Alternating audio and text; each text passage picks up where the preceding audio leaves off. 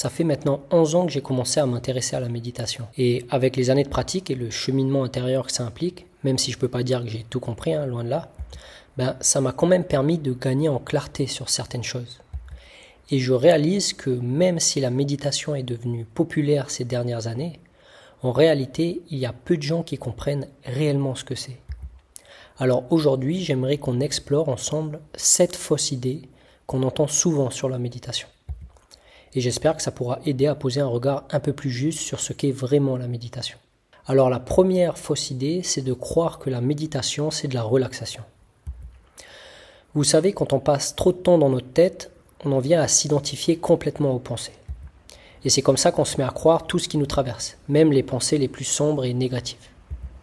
Ce qui peut nourrir des peurs, des angoisses et parfois un profond mal-être. Mais si on apprend à mieux diriger notre attention, pour ne plus se laisser absorber par la moindre pensée qui nous traverse, eh bien elles auront moins d'influence sur nous. Donc méditer, c'est juste apprendre à passer un peu moins de temps dans les pensées. Et c'est bien plus que de la relaxation, c'est une voie de libération. C'est se libérer de l'identification aux pensées pour revenir à un espace de paix et de silence qui n'est plus troublé par les pensées. Alors maintenant, la deuxième fausse idée, c'est de se dire, la méditation, c'est trop perché ou ésotérique. Vous savez, le mental est un outil. Il nous permet d'apprendre du passé, d'imaginer l'avenir, de résoudre des problèmes et de transformer nos idées en réalisations concrètes. Mais à la base, ça reste un outil. Il a un rôle pratico-pratique. Et comme on l'a vu, la méditation, c'est juste sortir du monde imaginaire des pensées. Parce que le mental, même si c'est un outil pratique, ça reste un monde de projection imaginaire qui n'a rien à voir avec la réalité de l'instant. Donc méditer, c'est juste apprendre à passer un peu moins de temps dans les pensées pour revenir à la réalité, à ce qui est là autour de nous.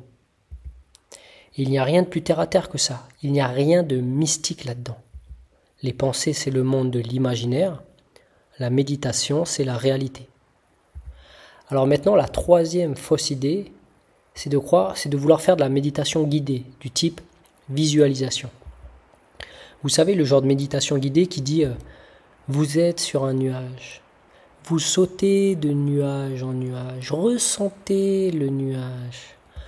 Ça, c'est pas de la méditation, c'est de la pensée guidée. On est encore dans notre tête. Donc pour méditer, les paroles et la musique de fond sont inutiles. On n'est pas là pour se relaxer, on est là pour apprendre à mieux diriger notre attention. Et en l'occurrence, à l'orienter partout, sauf vers les pensées. Et pour ça, il n'y a rien de mieux que le silence, surtout quand on débute, car plus c'est silencieux, plus on perçoit le bruit de fond des pensées. Et on arrive à mieux discerner où on est. C'est vraiment subtil, surtout au début. Alors, vous voyez, quand on débute, on est proche de ça. On est incapable de prendre du recul face aux pensées. Tout est confondu. Mais avec la persévérance, on commence à prendre du recul, à mieux percevoir les pensées d'un œil plus distant. Et plus on pratique, plus on prend du recul et moins les pensées ont d'influence sur nous. Alors maintenant, la quatrième fausse idée, c'est de croire qu'il faut rester assis, immobile, en tailleur. Comme on l'a vu, la méditation, c'est un état d'être, pas une posture. Ce qui compte, c'est de redevenir souverain de notre attention. Donc c'est un entraînement de l'attention. Et c'est avec cet entraînement qu'on devient capable de vivre pleinement, sans être esclave du mental. Et pour ça, on apprend à diriger notre attention vers la respiration, dans les sensations du corps, dans les bruits environnants ou à travers la vue. L'idée, c'est de diffuser notre attention vers tout ce qui est réel, concret, présent. Et pour ça, il n'y a pas besoin de s'asseoir et de fermer les yeux. Ce n'est pas la posture qui compte, c'est la qualité de présence. Alors maintenant, la cinquième fausse idée, c'est de se dire la méditation, c'est une perte de temps, j'ai pas le temps de rien faire. Alors, j'aime beaucoup la citation de Sadhguru. La paix n'est pas une chose à atteindre à la fin de votre vie. Elle est la base de votre vie. Si vous considérez la paix comme un but ultime, vous ne ferez que reposer en paix. En gros, la paix n'est pas un luxe ni un objectif à atteindre. C'est notre état naturel, notre espace d'origine. Elle est déjà là, sous le bruit des pensées. Donc la méditation n'est pas une perte de temps, justement, c'est probablement ce qu'on peut faire de plus précieux pour soi. Comme on l'a vu, c'est une voie de libération. C'est se libérer de la pensée compulsive pour revenir à notre espace intérieur de paix et de sérénité. Un espace qui n'est pas troublé par les pensées limitantes et l'auto-sabotage. Après, je comprends que s'asseoir pour méditer 20 minutes à 1 heure puisse en décourager certains. Mais comme on l'a vu, ce n'est pas une obligation.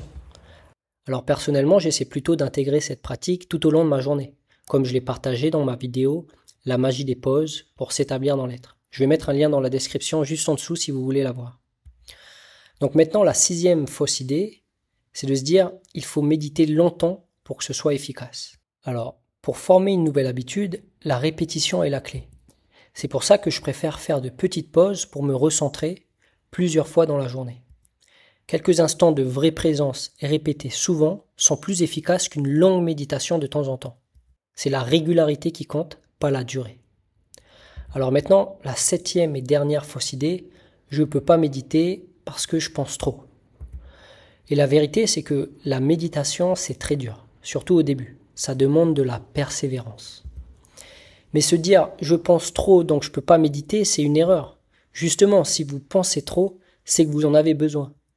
En fait, notre forte identification aux pensées fait que le mental devient comme un aimant qui aspire notre attention. On a beau diriger notre attention ailleurs, on se retrouve constamment absorbé par les pensées. C'est pour ça qu'il est dur de prendre du recul vis-à-vis des pensées. Mais même si c'est dur, ça en vaut la peine. Car dès que vous arrivez à sortir des pensées, c'est comme si vous plantiez une petite graine de présence. Et avec la pratique et la persévérance, ça devient de plus en plus facile.